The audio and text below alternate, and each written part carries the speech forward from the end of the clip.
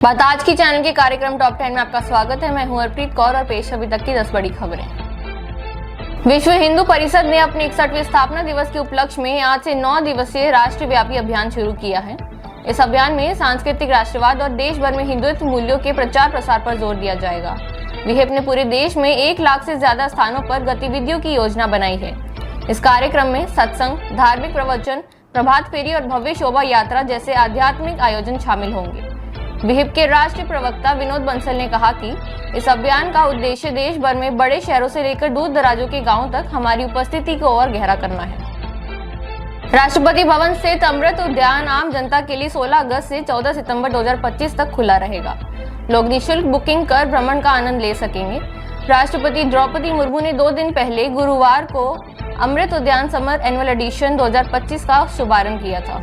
इस दौरान आगंतुक 42 से अधिक किस्मों के रंग बिरंगे ग्रीष्मकालीन फूलों, थीम आधारित बागों और प्राकृतिक सुंदरता से सजे विशेष क्षेत्रों का आनंद ले सकेंगे। यहाँ लोग सुबह 10 बजे से शाम 6 बजे तक घूम सकेंगे। वहीं सोमवार को रखरखाव के लिए उद्यान बंद रहेगा।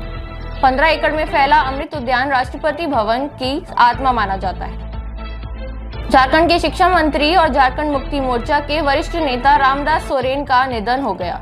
15 अगस्त को दिल्ली के अपोलो अस्पताल में उन्होंने आखिरी सांस ली। वे 62 वर्ष के थे। रामदास सोरेन का करीब 2 हफ्ते से दिल्ली में एक निजी अस्पताल में इलाज चल रहा था, जहां उन्हें 2 अगस्त को गंभीर हालत में भर्ती कराया गया था, जब बाथरूम में फिसलकर गिरने से उनके सर पर गंभीर चोट आई थी। चिकित्सकों के अनुसार उन्हें ब्रेन इंजरी हुई थी। हालत बिगड़ने पर उन्हें जमशेदपुर से दिल्ली के अस्पताल में एयरलिफ्ट किया गया था।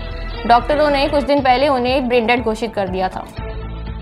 जगदीप धनखड़ उपराष्ट्रपति पद से इस्तीफा देने के बाद देश भर में इस बात को लेकर चर्चा चल रही है कि आखिरकार अगला उपराष्ट्रपति कौन होगा। इसके लिए आने वाले 9 सितंबर को चुनाव भी होंगे। ऐसे में सूत्रों की माने तो उपराष्ट्रपति पद के लिए राष्ट्रीय जनतांत्रिक गठबंधन जल्द ही अपने उम्मीदवार के नाम की घोषणा कर सकता है।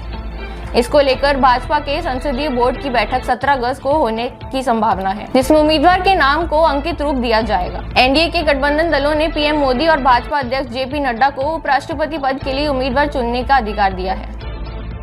दक्षिण कोरिया के विदेश मंत्री चो ह्यून शुक्रवार शाम नई दिल्ली पहुंचे। ये भारत का उनका पहला दौरा है। भारत के विदेश मंत्रालय के प्रवक्ता रणदीप जायसवाल ने गर्मजोशी से उनका स्वागत किया। साथ ही कहा कि भारत दक्षिण कोरिया की विशेष रणनीतिक साझेदारी मजबूत और भविष्य की ओर अग्रसर है। बता दें कि भारत और दक्षिण कोरिया दोनों का स्वतंत्रता दिवस 15 अगस्त को मनाया जाता है। इस खास मौके पर चो ह्यून ने भारत को शुभकामनाएं दी और कहा कि कोरिया का नेशनल लिबरेशन डे और भारत का स्वतंत्रता दिवस आज है। मैं भारत को दिल से बधाई देता हूं और दोनों देशों के बीच दोस्ती और सहयोग को और मजबूत करने की उम्मीद करता हूं। आज जन्माष्टमी का पर्व पूरे देश में मनाया जा रहा है। ये भगवान कृष्ण के जन्म का उत्सव है। आज भाद्रपद माह के कृष्ण पक्ष की अष्टमी तिथि को सभी भक्त श्रद्धालु मंदिरों में पहुंच रहे हैं और विशेष पूजा अर्चना कर रहे हैं। भगवान कृष्ण की आराधना कर उन्हें प्रसन्न किया जा रहा है। श्री कृष्ण जन्म स्थल क्षेत्र रोशनी से जगमगा रहा है और यह रासलीला देखने और मंदिरों में पूजा करने वाले तीर्थयात्री के लिए आकर्षण का केंद्र बना हुआ है। मथुरा में न केवल मंदिर बल्कि प्रमुख चौराहे भी रंगीन रोशनी में जगमगा रहे हैं। नागालैंड के राज्यपाल एल गणेशन का निधन हो गया। वे चेन्नई के अपने घर में गिर गए थे, जिसके बाद उन्हें बेहोशी की हालत में चेन्नई के एक अस्पताल में भर्ती कराया गया था, जहां शुक्रवार की शाम उन्होंने अंतिम सांस ली। वे 80 वर्ष के थे। एल गणेशन के निधन पर पीएम मोदी, भाजपा तमिलनाडु के पूर्व अध्यक्ष अन्नामलाई समेत कई नेताओं ने गहरा शोक व्यक्त किया है। महाराष्ट्र की राजधानी मुंबई में जारी भारी बारिश से जनजीवन अस्त व्यस्त हो गया है। विक्रोली पश्चिम में वर्षा नगर जन कल्याण सोसाइटी में देर रात 2:30 बजे एक दर्दनाक हादसा हुआ, जब अचानक एक पहाड़ी से भारी मात्रा में मिट्टी और पत्थर खिसककर एक घर पर जा गिरे। इस भूस्खलन में 2 लोगों की जान चली गई, जबकि 2 लोग घायल हैं। मौसम विभाग ने शनिवार और रविवार के लिए रेड अलर्ट जारी किया है। विक्रोली के अलावा मुंबई के कई इलाकों जैसे अंधेरी, कुर्ला, चेंबूर, सायन और दादर में जलभराव की स्थिति बन गई है। अटल बिहारी वाजपेयी 16 मार्च से 31 मार्च 1996 और फिर 19 मार्च 1998 से 13 मई 2004 तक देश के प्रधानमंत्री रहे। वर्ष 2014 में उन्हें भारत रत्न देने की घोषणा की और मार्च 2015 में उन्हें भारत रत्न से प्रदान किया गया। 16 अगस्त 2018 को 93 साल की उम्र में उनका निधन हो गया। इस अवसर पर केंद्रीय मंत्रियों और भाजपा के नेताओं ने अटल जी को श्रद्धांजलि देते हुए उनके सपनों को साकार करने का संकल्प लिया। भाजपा के वरिष्ठ नेता कृपाशंकर सिंह ने शिवसेना के नेता संजय राउत पर निशाना साधा। उन्होंने संजय राउत की तुलना कॉमेडियन राजू श्रीवास्तव से की।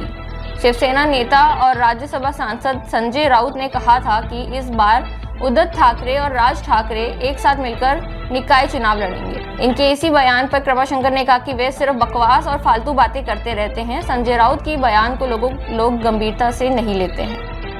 टॉप 10 में आज के लिए इतना ही। अगले कार्यक्रम सुपर 30 में फिर से मुलाकात होगी। तब तक के लिए दीजिए इजाजत। नमस्कार।